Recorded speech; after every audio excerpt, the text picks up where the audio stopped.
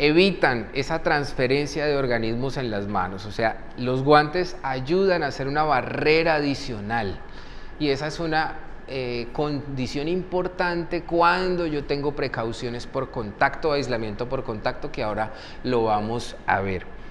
Los guantes son de un solo uso, ¿no? Eso es importantísimo tenerlo en cuenta.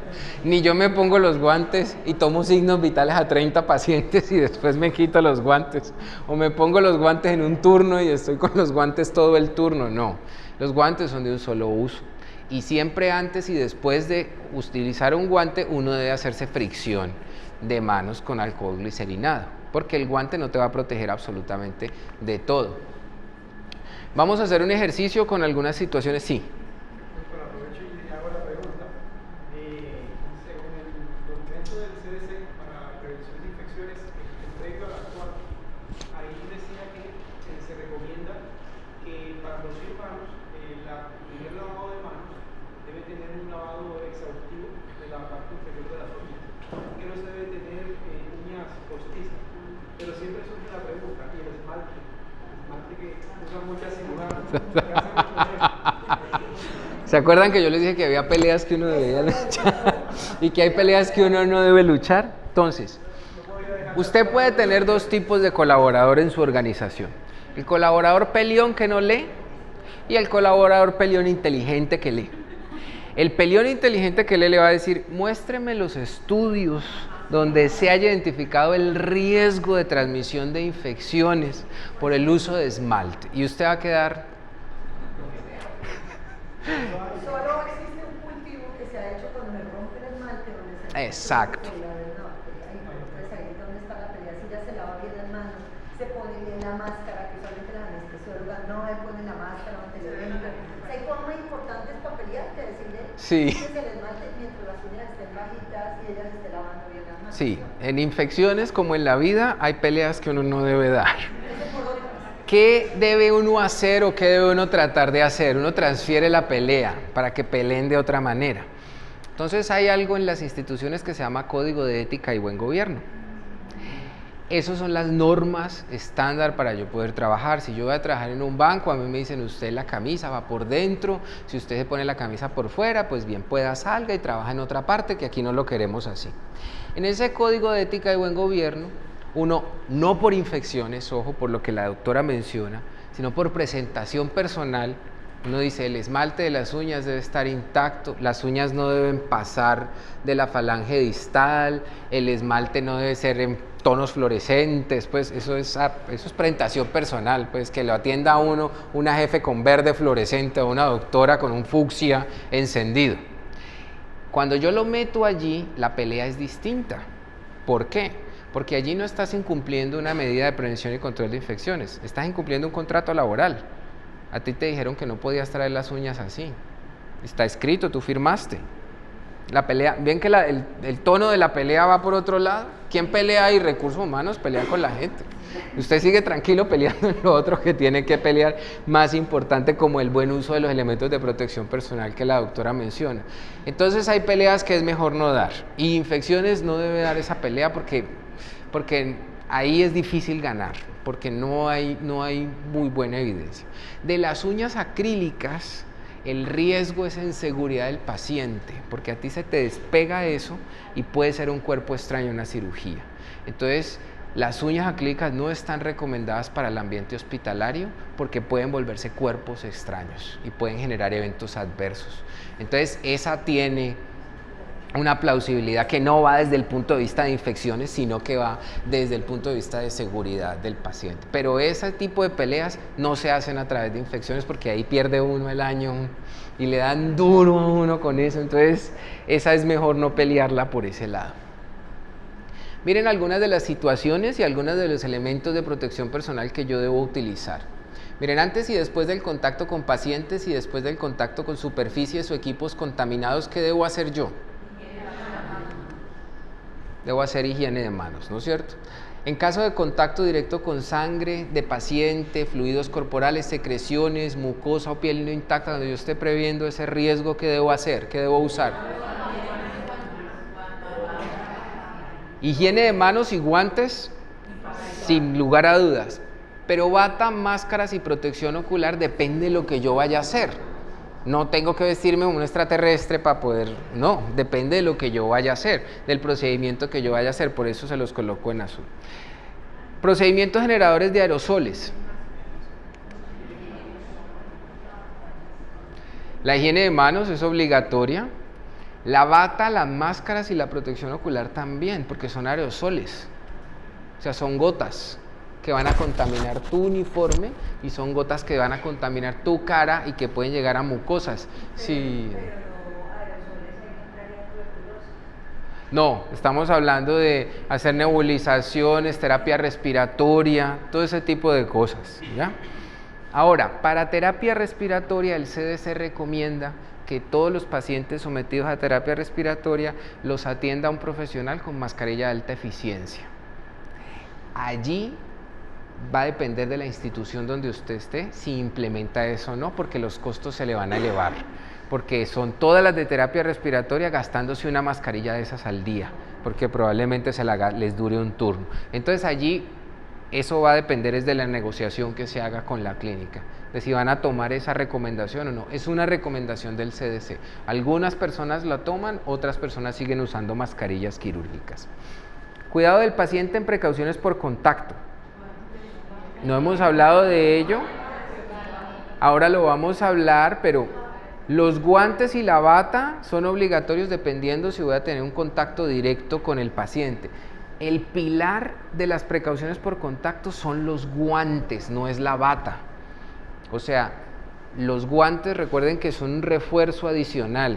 Si yo voy a entrar donde un paciente, aunque no lo toque, pero voy a tocar las superficies y está en contacto, debo ponerme guantes. Ay, pero vas a apagar la bomba de infusión, póngase los guantes, ¿ya? Porque esa es la barrera, lo que busca precisamente esa barrera es evitar eso.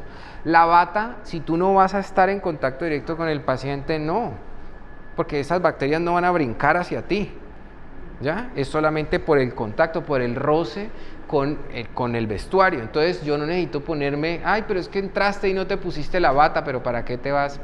Eso es gastar una bata de forma innecesaria. Pero los guantes sí son obligatorios en todo momento, porque los guantes son la medida adicional. Gotas. Los guantes y la bata van a depender de lo que yo esté haciendo. Miren que higiene de manos siempre es obligatorio para todo.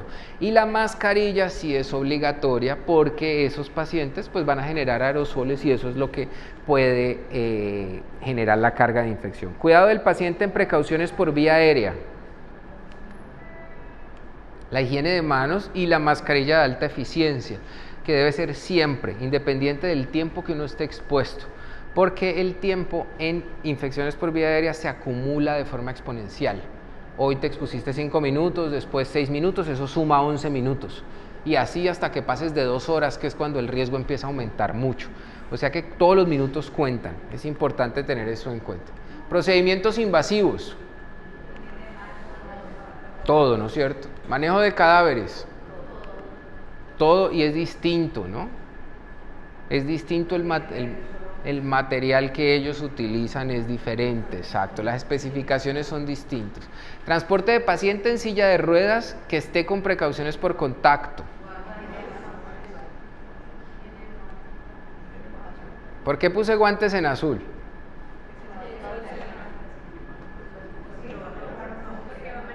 Claro, si usted va acompañando, si es un paciente grave y usted va a tener que reanimarlo, enguántese de una vez porque... ¿Por qué también en azul? Porque ¿quién oprime el ascensor? Eso es típico. Entonces dicen que el ascensor o lo toca el paciente o si lo toca el camillero y tenía guantes, pues ahí lo contaminó, entonces es importante tenerlo en cuenta. Paciente en cama con precauciones por contacto, también va a depender, si el paciente se moviliza, usted va a necesitar colocarse guantes. Si usted va a coger la camilla, tiene que ponerse guantes, ¿ya? Porque guantes es el pilar. Limpieza del área de aislamiento, evidentemente todo y la protección ocular para algunos sitios que usted vaya a limpiar. Nebulizaciones de un paciente, todo. La gente piensa que eso no, eso es lo más generador de aerosoles que existe. O sea, eso es un dolor de cabeza. Y ahí tiene usted que ponerse todos los elementos de protección personal. Y un examen físico. Higiene de manos y acuérdese guantes. si hay secreciones. Y si le da asco al paciente, pues hágase la fricción primero, los guantes y después los bota y después vuelve a hacerse la fricción. ¿Ya? Eso es normal. Miren, el CDC en algún momento sacó que uno podía bañar a un paciente sin guantes. ¿Quién baña a un paciente sin guantes? Por Dios. Entonces... si la mamá la baña sin guantes.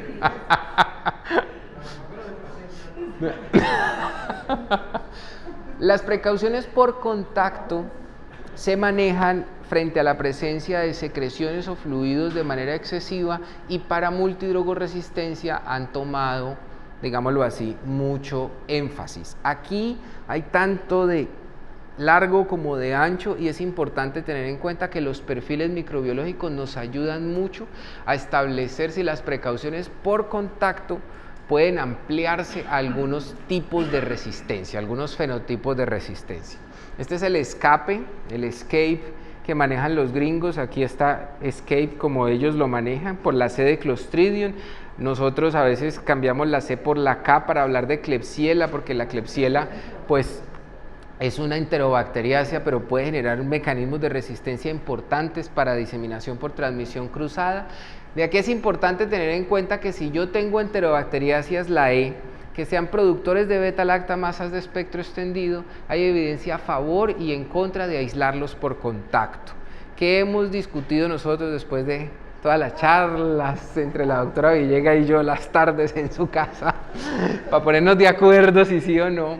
Que va a depender mucho de la incidencia que usted tenga. Si usted tiene una incidencia muy alta, usted no va a poder poner en contacto a todo el mundo y se le va a volver un dolor de cabeza. Ya las bacterias está endémica, usted está recibiéndola de la calle, usted ya no va a tener cómo controlarla. Refuerce sus precauciones estándar.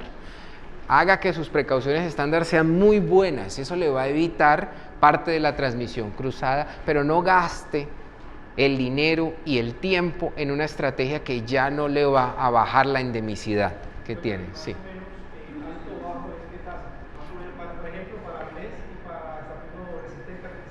Uno diría que más allá del 25%, las probabilidades de que se te vuelva endémico son gigantescas. Sí.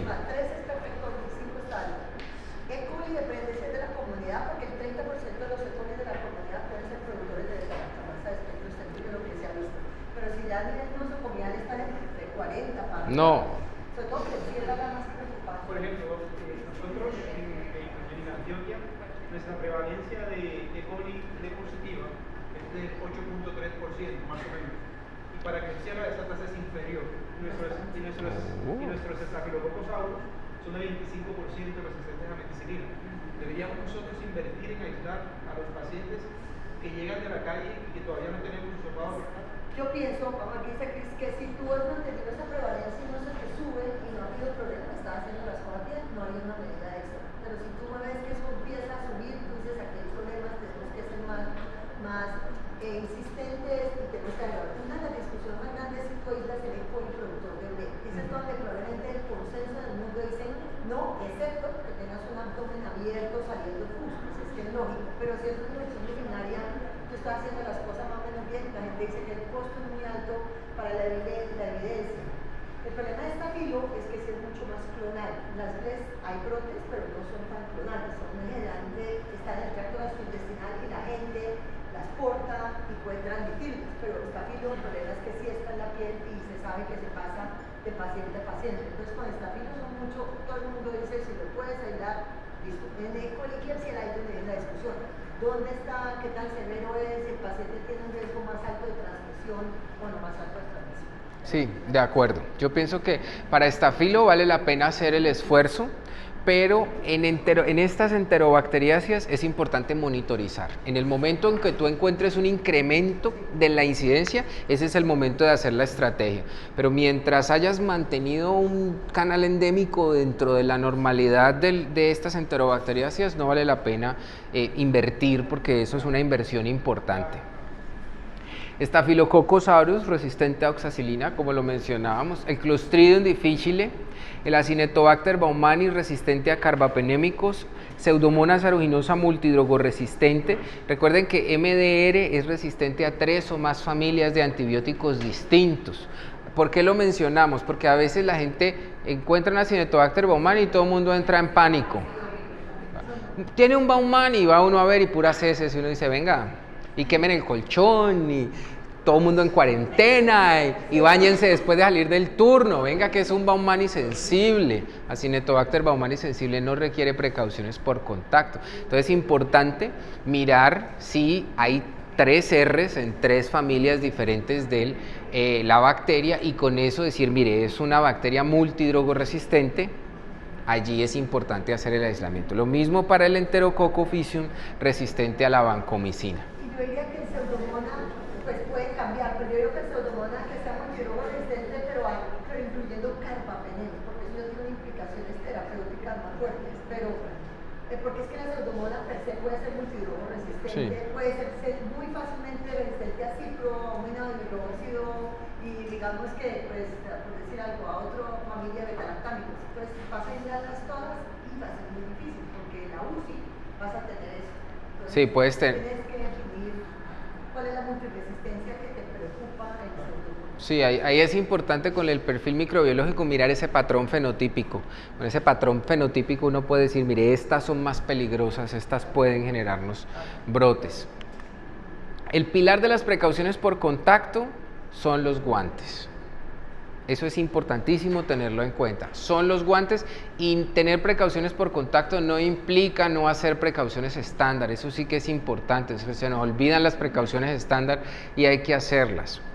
¿Cuándo y hasta cuándo uno debe aislar a un paciente por contacto? Esa es la pregunta del millón, la pregunta del cuestionamiento, la pregunta que todo el mundo se hace, que hay escrito en la literatura.